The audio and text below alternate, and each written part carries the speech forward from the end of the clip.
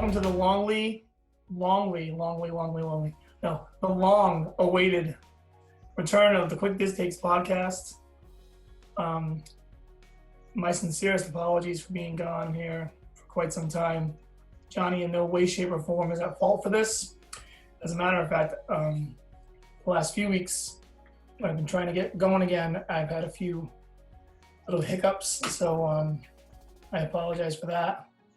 But my life is pretty much back to normal now, minus a few more months off of work. So I think we can bank on these being fairly back on schedule with an occasional miss here and there like anything else. So what we're going to do is we are going to start a segment where, well, not even a segment, we're just going to be doing episodes in the foreseeable future about attractions. We're just going to pick an attraction each week from anywhere, any park, anywhere in the world. And we're going to just talk about it, what we like, what we don't like, so on and so forth.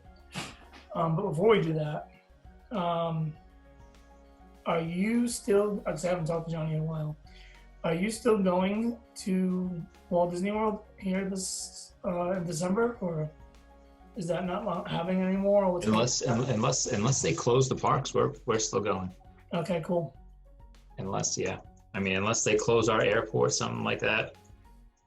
After the way, work and everything is, during the holiday season, I'm gonna need a break. So, whatever.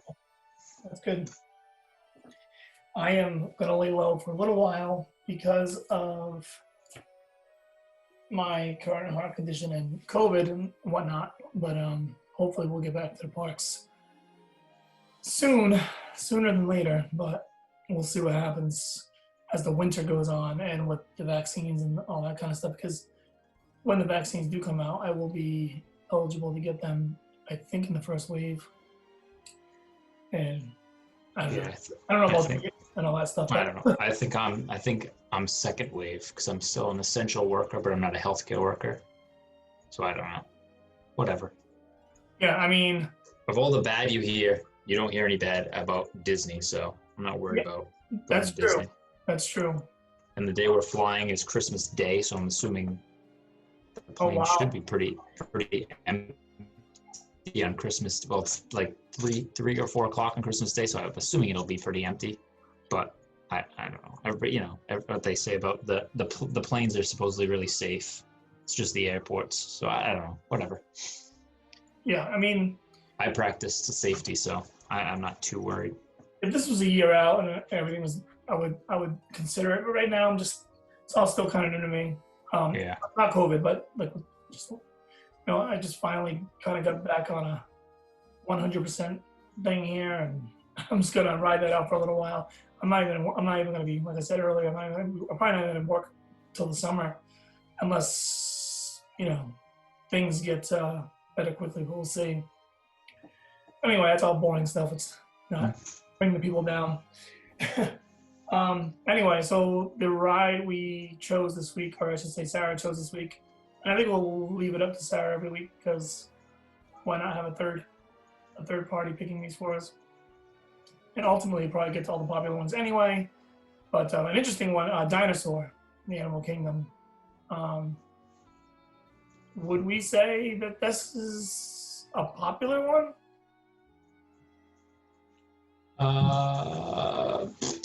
Is it e-ticket? Is it e-ticket still? I guess that's what I'm trying to say. I would say no, because of Pandora. I'd say pre-Pandora it was, but pre-Pandora adding those 2 rides, and then I would still count Everest. And I'm just thinking of the number of rides in Animal Kingdom. So if you consider the 2 Pandora and maybe Everest, I don't know if you consider the Safari an e-ticket, just because basically that's what the park is. Yeah, that's what they wanted to be 20 years ago, but it's like, and it's still there, but the way Disney's going now, I wonder if they could redo it, if they could do it over, if they would even bother with that. Reason why I say that is because you throw Pandora in there, and it's almost like, okay, it's almost like, I don't know if it was you I was talking this about or somebody else, but it's almost like after a while, they tried all these different kind of parks. Like, you know, you had the Magic Kingdom, and that was just staple. And they went to Epcot, and that was different. And like in the 80s and 90s, it was really cool. But like technology really sped up, and it kind of, like we said it before, we still love Epcot, so don't you know, you're gonna hate on Epcot or anything, but that kind of model for a park is kind of, I don't want to say failed, but needed some adjustments.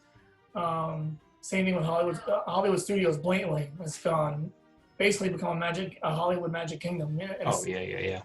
and now Animal Kingdom kind of going down that road too. And I don't know anymore. Like I did a video on Seven Dwarfs being an e-ticket or not being an e-ticket, I should say, and it was. And I'll put a link in the description of this episode. It was in that episode. I kind of just came up with my. There she is. Came up with my own criteria for an e-ticket based on ratings and scorings and stuff like that. And I don't think Dinosaur really meets that. With that said, though, can we at least agree that I think at one point, like you were saying, pre-Pandora, I would say it was, yes. I mean, yeah, it was at one point. I mean, right now, I would say right now it's probably the only reason to go into Dinoland. I mean, other than unless you have kids and they're doing, you know, them little meet and greets with the Donald and DuckTales people. I mean, that's the only reason a grown-up, an adult would want to go into Dinoland. It was literally always the only reason to go to Thailand. I mean, you had Pineapple World, but that's, I mean, whatever. But yeah, I guess it was like kind of e-ticket by default, right? I mean, yeah.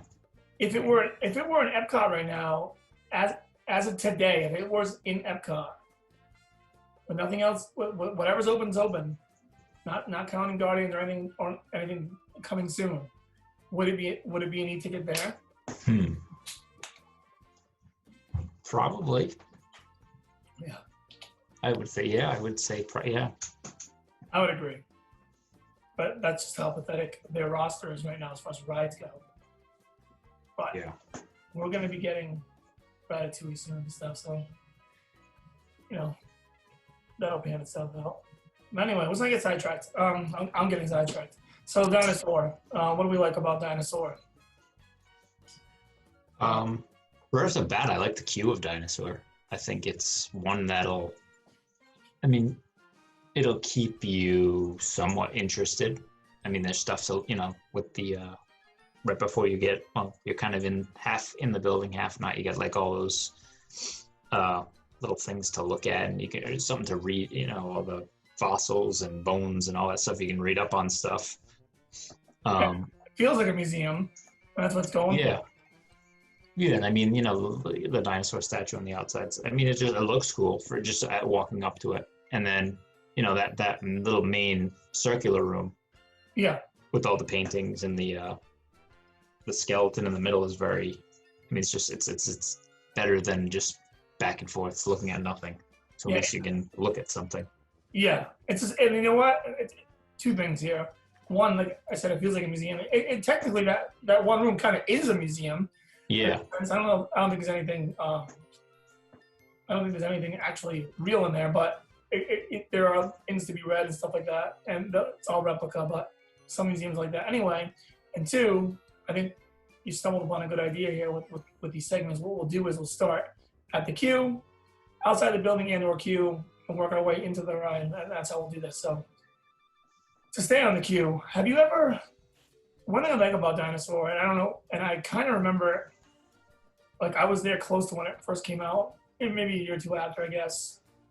Because I think maybe it opened in 98. I think I went there the first time in 2000. But have you ever gone to Dinosaur and had to stand, like, beyond the inside area to queue up? Like, I never see it ever go out the door.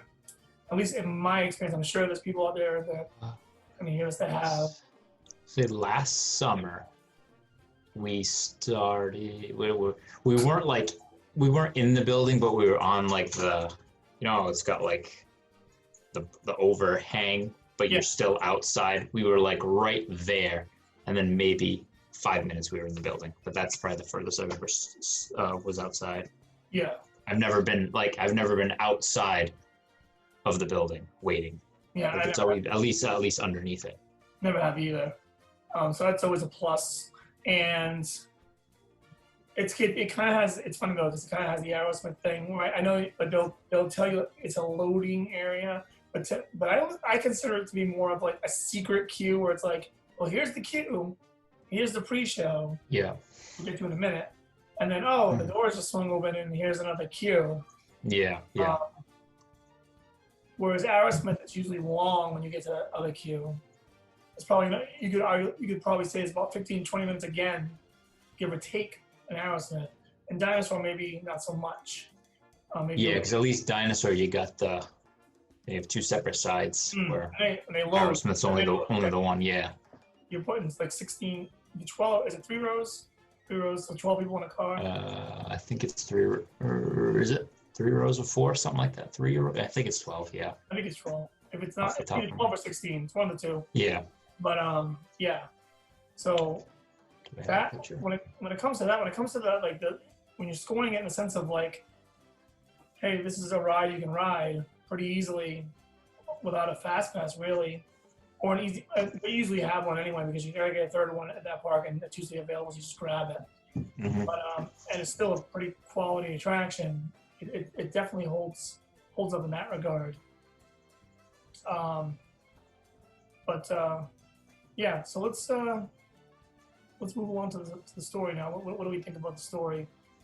The whole pre-show and what the idea behind Dinosaur is. Well, as being, as a little kid, I was before the times we are now. I was a very big Cosby Show fan, so it's very nice to see Felicia Rashad, a familiar face in your little pre-show, which is, as far as for me, it gets your attention because you know the person. It's not just that random nice actor. Yeah. So, as with the Dr. Seeker there, whatever, he's just this guy you don't know. But at least with her, at least for my, if you watch the Cosby Show, it grabs your attention, so you are paying attention. But it is, I don't know. I like the concept, and then being a Back to the Future fan, you're going into a time machine, so it's all kind of at least grabs my attention in that way. But I mean, I'm sure it grabs most people's attention with being a time vehicle as well. So, first, before I give my opinion on this, have you seen Jingle Jangle on Netflix yet? No. Okay. So that's a Christmas story that's on Netflix, and Felicia Rashad is in that, if you're interested. Worth watching with kids. Side note. Anyway, it's brand new. It's pretty good. It's like kind of musical-ish, but it's good. If you like Christmas stuff, the kids will like it. Anyway, so I like that I like the kind of the setup that you're like up to no good. Like, oh, she left the room, and we're gonna hijack the rover and do what we're really not supposed to do. Kind of gives it like a fun feel, and I think it's short and sweet. It's simple. It never gets, the storyline would never get dated, which is always a good thing, unless by some chance we invent time travel and then going back to right. Such a period is just a common thing. I don't think that's coming anytime soon. Maybe they could, with all due respect to Felicia Rashad, maybe they could update that pre-film, but they could always have her back for it too. Updated the Mission Space one, so I think I could use probably a little bit of that. But yeah, I think it's good. I think everything about that is good, and I don't think there's anything poorly done with that. No, and then you always get the silly, the hello there line with the little dinosaur puppet, which is always everyone likes that. You always remember that. But like you're saying with the, it could be updated. I mean, I think eventually, as going further with the whole ride, it should, when it does get the update that it does need, I'm sure they will update that pre-show because there are just animatronic type things to be updated, but eventually. I wonder if that's going to be an update or if it's just going to be. Yeah, unless they change the whole land, which we don't know with them closing Primeval World. We don't know. Who knows what they're going to do? Yeah, well, the thing is with them now with all the IPs, I mean, there's just no like. I remember at one time there was kind of like an argument. Is that the way they're going to go? Well, they're doing it here, but they're not doing it here. Now I think it's pretty blatant that this is just the way they're going. So with Dinosaur, originally supposed to be attached to the Dinosaur movie. Yeah. Not originally. I'm sorry. Not originally. No, yeah. And then they updated it to be attached to it. Yeah. I just don't think that movie. I mean, you talk to most people, there's like no. Like, I don't even think I've seen it. I don't know if I have. I haven't. I don't remember if I did. It's one of those. It's on Disney Plus. I should do it one of these days. I should sit through it, but who knows? But yeah, but I do know. At least I'm aware of its existence, and I think a lot of people aren't even aware of its existence. So, and I mean, I get it. So I guess what I'm trying to get at is I'm not sure that's gonna be a draw. So I think that they might do something with that. I mean, the good thing about the ride, and I'll just segue right into the actual talking about the ride now, is the ride vehicles and what they can the experience they can kind of create. And they use it, I know they use it for Indiana Jones. I've never been on that one, unfortunately, as of yet. But that just shows you the kind of, it's very good for an adventure style ride. Now, what they would do, I mean, what kind of theme that attaches to an IP they would put into Animal Kingdom that would, if they were to keep the same building, which I would assume they would, and all that stuff, ride system. I don't know, but there are definitely, we'll talk about it in a minute, or you can actually start right now about kind of the feel of the inside and the good and the bad, and how I think you would agree it's semi-outdated. Yeah, I mean, you definitely, the animatronics definitely do need that update. But I mean, what it has going for it is that it's mostly in the dark. So unless you've been on it a ton of times and you can stare and nitpick everything as you're as you're going by these things, they'd still look pretty good for what it is. Because I mean, you can still get surprised at things when you're, even if you've been out a bunch. It is a good overall experience with the whole the little jump scares and stuff, and it's especially it's always nice bringing somebody on for the first time when you know where certain things are too, and seeing their reactions. The biggest criticism that I've heard about it, at least I consider it the biggest criticism I've heard the most, is two parts. One, like you said, is dark, and a lot of people are saying that it's just a lot of dark parts of it where there's you're not really even seeing anything. You're just kind of bouncing around aimlessly in the dark, which I don't think is uncalled for though. I think it works kind of, and then I'd have to pay attention to this next time I go because I never really felt this way. But people say that they just really feel like they're pulling up to sets, like they're going through the dark segments and then they pull up to a set, and then they pull up to another set, and then they pull up to another set. And I guess I can kind of see that, but I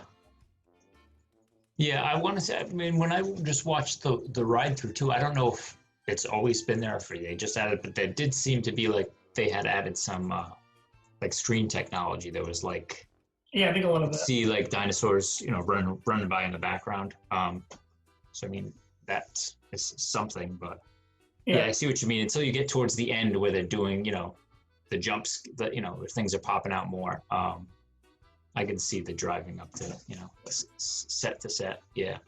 But even with the pterodactyl. Yep. How it kind of drops off, and you go into the pterodactyl, and then even the final scene with the what jumps out at you we're catching an iguanodon. What is it? Is it a T-Rex that jumps on us at the end?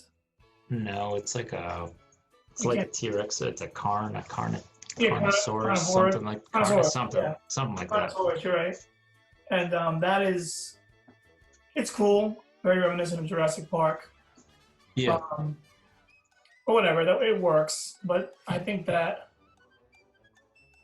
this, if you look at it in a sense of it being, if you really focus on it being sets, I can see where they're coming from. But the narration kind of helps a little bit because it's almost like you feel like Seeger is controlling the vehicle, which you have to assume he is. And hmm so he's pulling you up to these creatures and then saying, "Oh, it's this," or he's not a, he's a herbivore, things yep, like that. So you catching a few tidbits here and there, and you are searching for a dinosaur. So you are pulling up to certain dinosaurs, and you could argue that the story makes sense to be that you are um, stopping to investigate what's there and moving on. Like, I guess what I'm trying to say is like, would it work if you were just flying through, like, there was just a dinosaur, there was just animatronics everywhere, and it was like just a non-stop ride. You know what I mean? yeah. I mean, yeah, you have to. I mean, even if there was dinosaurs, you'd have to stop and slow down at certain points. But Yeah, you need ride time. yeah, Um, I guess you could have got a little more creative for reasons to stop. I guess you could have had more, like maybe bits of the asteroid already crashed and you had to stop and back up and go or whatever, stuff like that. I guess you could have thrown in there. But I mean, you got to remember this ride was also made in the late '90s, and when I first got on it, my mind, honestly, my mind was blown by it. I thought the environments were like amazing. I yeah, thought, yeah. And then even the time travel element of it, like I thought that was so cool how they did it. The effect, like yeah, a long time. It yeah, doesn't yeah, look, yeah, I don't know about you, but it doesn't look as good as it did when I was a kid. I guess that's just a matter of growing up, I suppose. yeah. I guess. But I guess it was also a lot scarier when it first opened. Um, they dumbed it down. I don't know if you remember that. They had like you'd go past certain scenes and you'd hear in the speaker the dinosaur that you just saw chasing you and like being close to the back of the Yeah, vehicle, things like that. yeah. I mean, I know I wrote it before it changed to the dinosaur, but yeah, I don't have a memory of it though. But Disney dipped their toe in, especially with Eisner, was trying to get like an older like teenage crowd and like trying to find a Yeah, fine line from like how hard you could scare people and thrill people versus like where you have to kind of draw that line to make it just right. hmm And that was one of the rides that fell victim to like, okay, this is a little too much. We have to fix this. Obviously, like Alien Encounter was yep, another one that um, was like that. Did you ever experience Alien Encounter? yeah, yeah. Okay. Yeah, it was a few trips. I think at least two trips I went on. I got to. Okay. Well, we'll have to do like an Alien Encounter slash just great Stitch. escape video Yeah, at one point. Sarah probably loves Stitch's Great Escape because she likes that movie. I don't know if that's true or not, but that was yeah, very yeah, lackluster compared to the original yep, version of that. But so Dinosaur, like it definitely goes for the thrill. I think that the set pieces are generally good. Um, like you said, minus the need for some animatronic upgrades. But I mean, there's animatronics. I don't even know. They're so old. I mean, I'm sure they refurb them here and there, but yeah, it's it's better because it's dark though. Because like if you think about like Jurassic Park, how that is aged, and they're outside, yeah, yeah. so you really like when You you go, see it. yeah, when you go in the indoor section of Jurassic Park, that works still to me. Yeah, Yeah, but the yeah. See, outdoor, especially because you're only getting, especially in the dark, like you don't have to do the whole dinosaur. You can get those just the focus on the certain parts, and it'll look, you you don't know, have, you don't even have look to smooth. show any of the dinosaur, and some of Right. it. Yeah. It's just the idea, the thrill. But yeah, Dinosaur definitely has that advantage in that regard. hmm Um, I think about what else I want to say about it. I think that once again with the ride vehicles, I'll talk about that just a little bit more. I think those ride vehicles are awesome. I think they're only used in Dinosaur and Indiana Jones. I don't think there are any other rides in any other Disney parks besides those. I think there's only one version of Dinosaur, No. and there's a couple of versions of Indiana Jones, but they use those. But it makes you wonder why they kind of abandoned those when you're able to do quite a lot with those. Yeah. Ride vehicles. Yeah, and I'm sure people who just go. I'm sure people who just go on the ride really think you're going over a bumpy road. And just, it works. I mean, it works really well that you're on a flat surface and you just the vehicle's doing all that for you. It's neat. Yeah, yeah, and that's another one you could see. Was that in?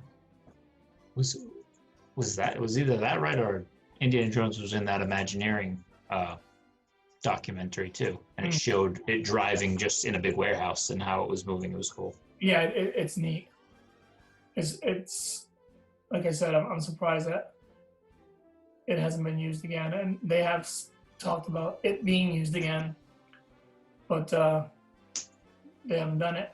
So, and then there was the rumor. We'll talk about real quick. We're talking about refurbing. I think there was the rumor that they might go the Indiana Jones way because of it being the same track and everything like that. Mm-hmm. I feel like that would be a mistake. I think. Oh, I think for Animal Kingdom it definitely would be. I mean, I don't really see. I mean, I don't see Indiana Jones in an Animal Kingdom type of thing. But then I'm more of the. I don't think you should really replicate, just continually replicate rides in separate parks. I mean, I know like maybe if you want to do like, okay, you're doing with Tron or like a Ratatouille where it's in another country where it'd be tougher to go to those countries. But like if you're bringing something over from California, I mean, it's easier to go to California than it would be to go to Japan. Yes. So I agree with that. I think what I would say, and I think this is what you're trying to say, is that like there are certain rides that should be in every park, I guess, right? Mm-hmm. Like you should, everyone should have a haunted mansion. Yeah. Some of these have become traditions, so like haunted mansion, maybe pirates, and like I like how Shanghai brought pirates in, but they did a different pirates. They did, yeah. But they still paid their homage to pirates. But yeah. And like Splash Mountain, another one that just is at a level where it needs to be. But like, but like certain things get replicated, and you're just like, why? Why do we need another one of those? Or even the reskins, Yeah. This is what this would be like. Imagine they just reskin Dinosaur to a ride they created in Disneyland back in 1993, or whatever it was. Yeah. I love Disney, but that feels lazy to me. Yeah, that feels more of a, they're just, they're cheapening out. We could just redo this instead of, which I guess they might be doing in the near future, cheaping out on things for, the reasons of COVID, but. Oh, yeah.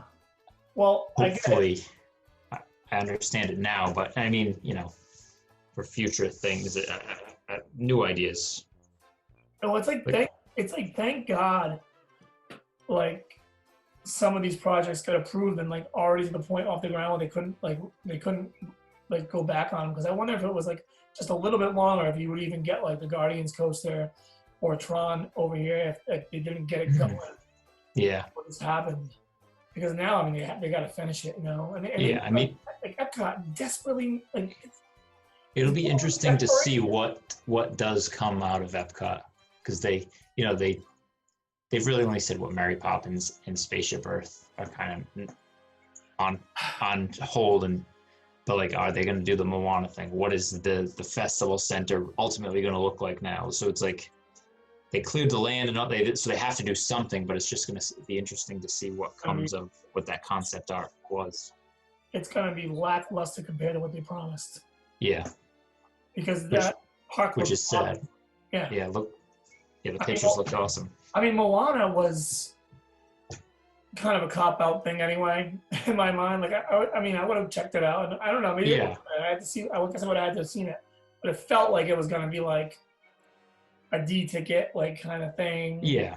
And fine, whatever. It was something that wasn't there before, and it made the park look nicer and stuff. So I would have been fine with it.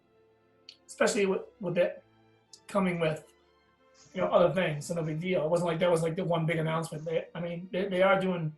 I mean, Guardians is a big project. You see that building going up. Oh yeah. That's gonna be cool. Ratatouille's a clone, but it's overseas, like you said, so we're gonna get one here, and I think that would be a good fit over there. And it's gonna make that pavilion better in general with just the open area back there and all that stuff. Yeah. So that's pretty exciting. That's kind of exciting and something to look forward to. But even after those are done, it still needs work. And we're talking about, like, in my opinion anyway, and like, as much as I love Spaceship Earth, and I was very like, it's so funny, like they announced it, I'm like, oh, I don't want to like see it go. And then we were there in January, and we're like, oh, it's the last time we ride it, and get like sentimental on it. But then now it's like they canceled it, or at least prolonged it, and now it's like I'm on the other side where I'm like, they need to get that refurbed. Like, it's gonna look way too old and shabby for like the 50th anniversary. Yeah, it was weird because like you said in January, you ride it, you kind of say your goodbyes to it in your mind, and then when we went again in July, like we went, it was nice to go on it again, but it was like I've already accepted that this is supposed to change. Yeah, that's one of my favorite rides of all time, but it sounded like what they were going to do to it wasn't going to really get away from the essence of it. So it would have been enjoyable either way. Mm-hmm. But I don't know. And speaking of like Dinosaur and the reskin and the whole idea of cheaping out, we're in that. I don't consider what they were going to do to Spaceship Earth to be that way, because I think that if you're going to improve on a ride that already exists and keep the same ride but just improve on it, that's fine. It's a refurbishment. When you reskin a ride,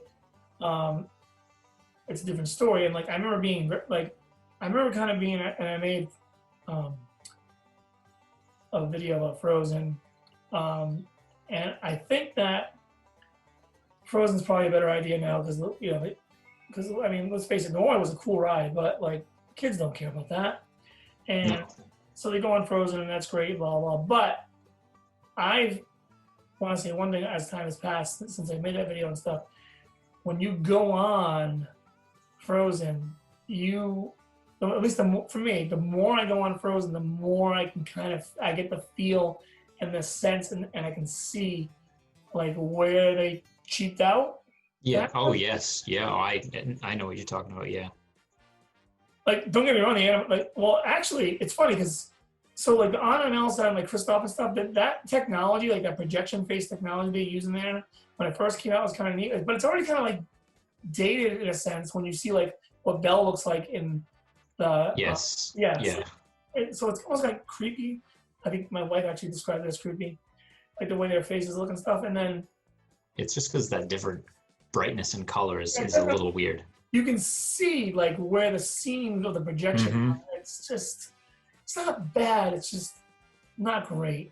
And then what's really going on? Like you get in there and it's like, oh, we're going to Elsa's Ice Palace. Okay. You go up the old lift. They didn't do anything to the lift. It's the same lift from. Yeah. And I get it, but they didn't even make it new again. It's like to the top of it. It's like literally just a golf grip style. I don't know what the official name of that is, but the material on the belt, it just brings you up. And then you get up there, and Anna and Kristoff are singing whatever, some Frozen song. Can't remember which one it is and why. And then you just end with Elsa's Ice Castle. It doesn't make it.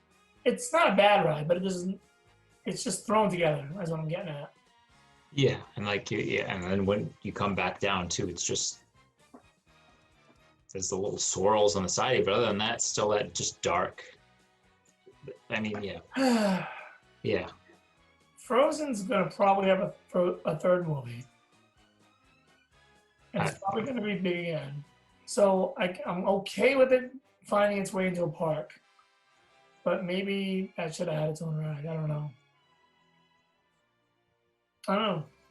Just a thought. Yeah, but I mean, I yeah. But them trying to bring, they're just trying to bring an IP into every country, so it's just kind of as quick as possible.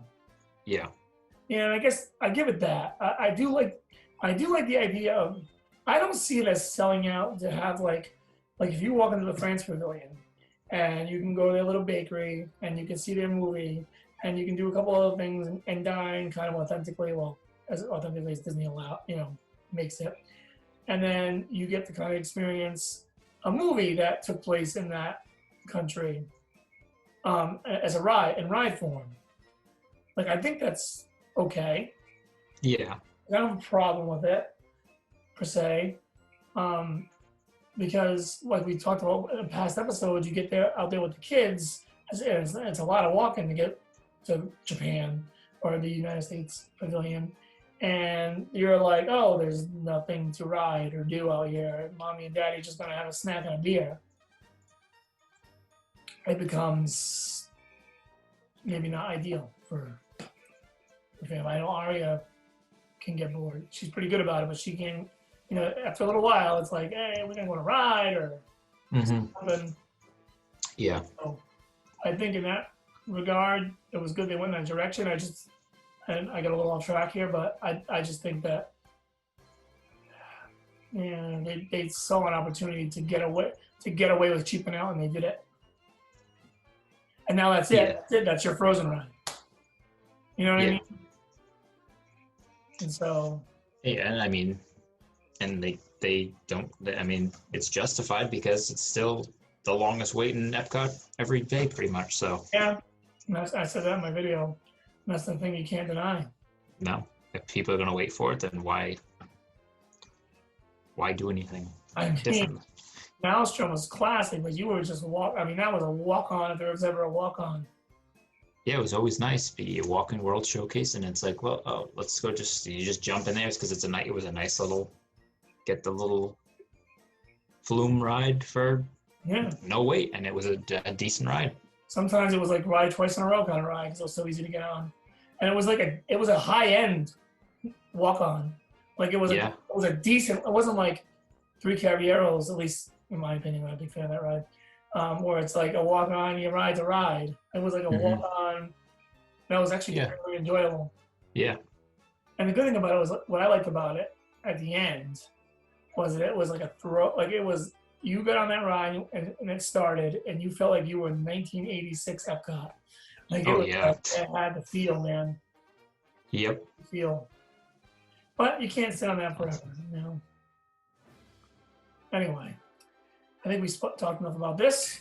We now know that Baby Yoda's name is Grogu. So I was just trying to find I was just looking at the map of Dino Land. I was just thinking of how you were trying to.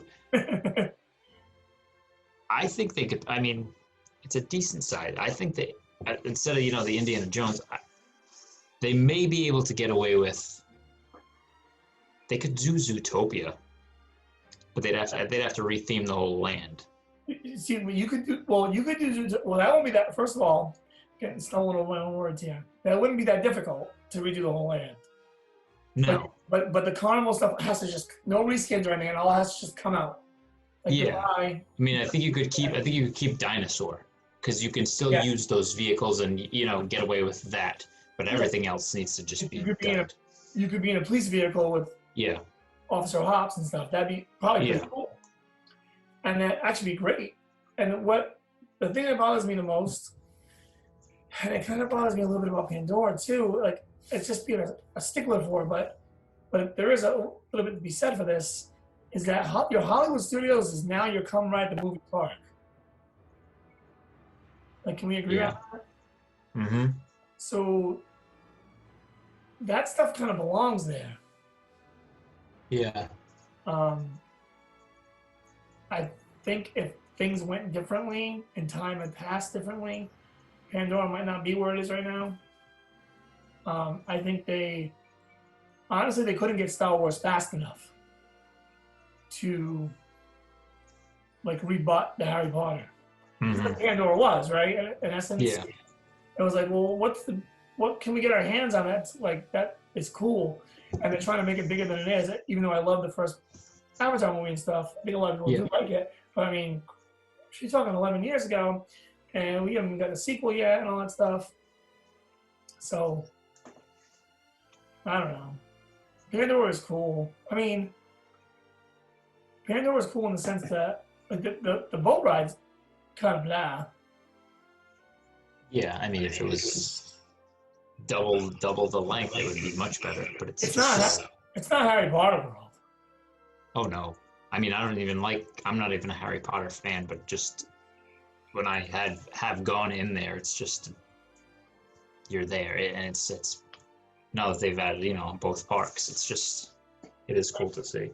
Flight of Passage is sick. Mm-hmm. We're gonna pretty much agree on that. But Mm-hmm. how much longer is Flight of Passage going to be sick? Yeah, until they. You know what I mean? Yeah, I mean, I think they need to. They need to, like, instead of just you riding that same experience every time, it'd be all they'd have to do is they could give you five. They take five. You could have five different experiences. You don't know which one you're going to ride each time. Just something like that will make it even more than it is now. It'll like a Star Tours type of thing. You don't know which one you're going to do. And it's funny because like when you get, and who knows, because right now it's a 10 out of 10. I'm not going to like say anything bad about Flight of Passage. But it's like when you get too ambitious, sometimes it's like you might think to yourself, like, if you aim high and miss a little bit, it'll still be high because you aim so high. But sometimes you aim so high, and when the practicality starts to come into play, the ride doesn't even turn out that great. Like, and this is all going back to what you can do to Dinosaur. We'll get to that. Because, like, I'm obsessed with Star Wars and stuff. Like, the Millennium Falcon experience is just okay to me. Yeah, I mean, yeah. Right? I mean, the first time you ride it is you get that cool feeling, but then as you ride it again and again, it's just yeah. I mean, we couldn't have again another one that could easily the same thing. Have 10 different missions you could go on. Yeah, and it would. I think they're gonna get there with that. I think. Yeah, I think that will happen too. But the problem I have with that, from my one time I went on it, and I could have went on many more times on the trip that we were just on, and I just didn't do it. But the queue is awesome. The experience we had when we went on it first time was we couldn't ask for a better experience. We filled the cockpit out with only people we knew. We got the pilot it. Two people that cared about Star Wars the most got the pilot it, and everyone. And we were really trying to make the most of it. We're all like screaming in there at first and stuff.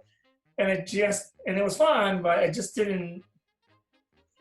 I don't know. I've heard like Rob Plays say things like, "The better you get at it, the better the experience is." Maybe that's the case. But I mean, time you have to get good at it too. If they let us have like 12 spins in a row at it or something, I could play around with it.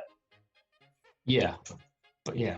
Like you're going up and down, I'm going left and right. I think that was the scenario, and like you're trying to get the feel of it. I'm trying to get the feel of it. We didn't do well. No, I mean, I'm sure. A lot of crap.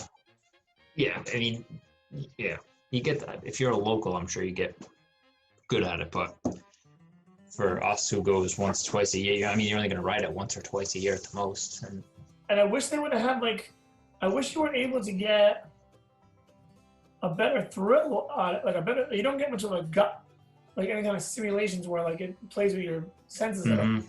Like when you punch it to go light speed. There should be like you kind of get it in Star Tours. But there's another example, like so Star Tours, you can say what you want about Star Tours, but it kind of still holds up. Like I go on that ride, I kind of enjoy it. Yeah. And it's old, But I think if I had to choose, it'd be a tough decision. But I might pick it over Millennium Falcon. And I say tough because Millennium Falcon's still really new. But I don't know. Star Tours is just cool. But anyway, so you don't want to fall into that, Reese can tread what we're getting at here. And rides are weird how they become like obsolete. Just out of nowhere. Like so Soarin' was amazing. Like I thought that ride system was amazing. And it still is and stuff, but like the experience of Soarin' is not what it used to be anymore. Now that you know that Flight of Passage exists, it's like not even. Yeah, right. Yeah. It's not even the same, I don't know. And what's going to come next? And Star Wars matched Harry Potter because of Rise of the Resistance. Yeah. Which, in my opinion, is the greatest ride ever made anywhere. Oh, yeah. Like, yeah. Haunted Mansion is still my all-time favorite ride, but I know this doesn't make sense, but it just is. It is. But that's the best dark ride ever made, all at the same time. Yeah. Yeah. I don't know. But anyway, yeah. So Pandora, kind of. I guess we're kind of getting off topic, but whatever. And Pandora was kind of their rebuttal to Harry Potter. They had nothing else to rebut with, and I just think it's okay. I don't know. The ride's awesome. The land as a whole. The land, yeah. Yeah. And I guess they'll put another ride in it at some point. I think there's an expansion pad. Yeah. Eventually when these sequels, if they come out, who knows? Yeah. And the other thing I hate, like, with that kind of stuff is when they want to immerse you so much in this, like, magical world that they can't do it practically with, like, practical sets and things like that. Like, where they achieved that in Rise of the Resistance. Mm-hmm. They achieved it in the first Harry Potter ride, which is, the name that's escaping my head. Escape from Gringotts? No, that's the second one. The first one is the one you go into Hogwarts. I just can't remember the name right now. But there's some screen, but they give you a lot of practical things as well. And I feel like with Pandora going forward, you're just gonna get a lot of simulation type things. Mm-hmm. Like, what do you really do? Outside of create a real banshee and fly forward. Yeah, right. So, and the one practical thing they do have is just a boring boat ride through a short, boring boat ride. The things look cool and stuff. There's no way I'll jump on it, but I'll never wait even a half hour for that thing. No, not for that. They should have put a drop in that thing or something. Jesus. Like, how is that not a drop in there?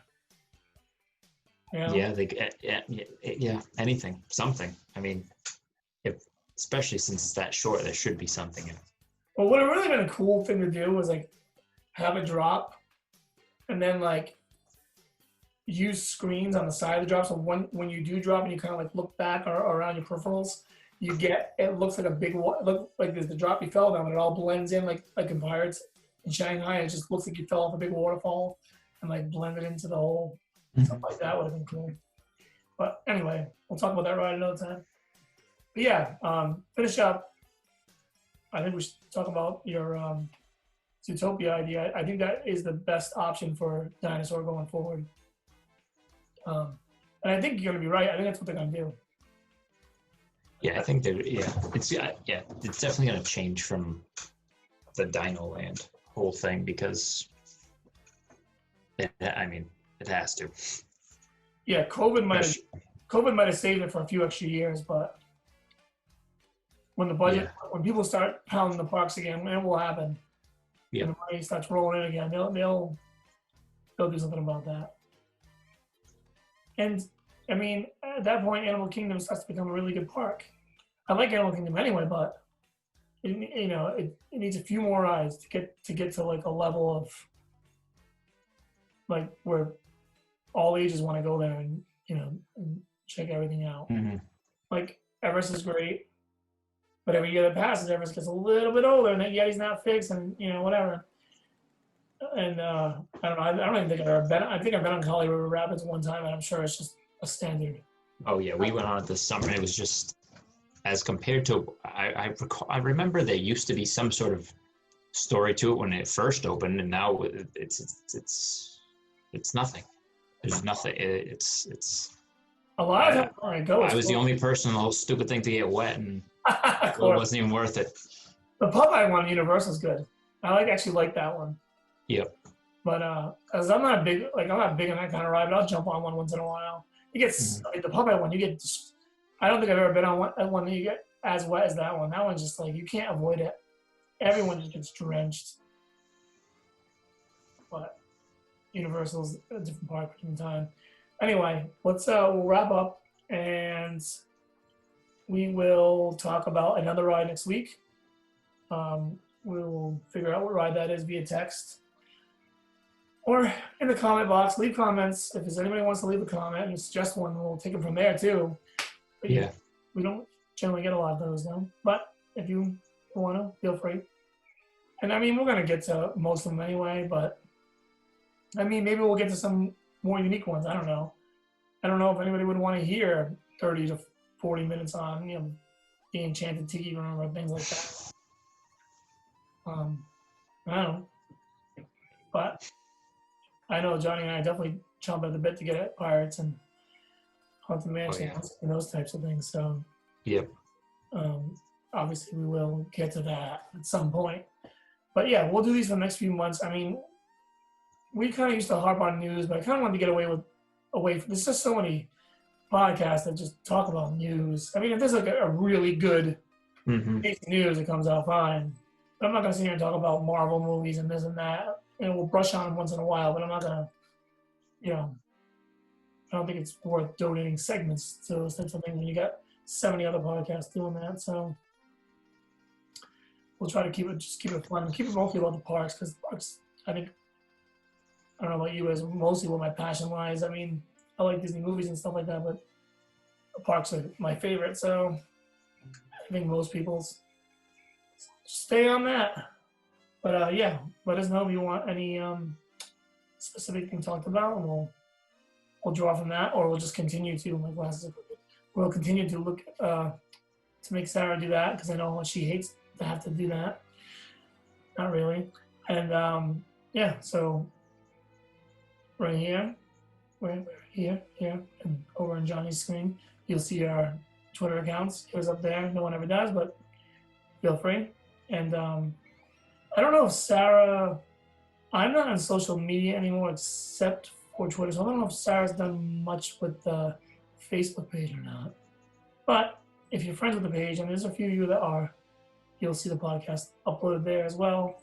So feel free to do it there, or YouTube, or we'll be on iTunes as well.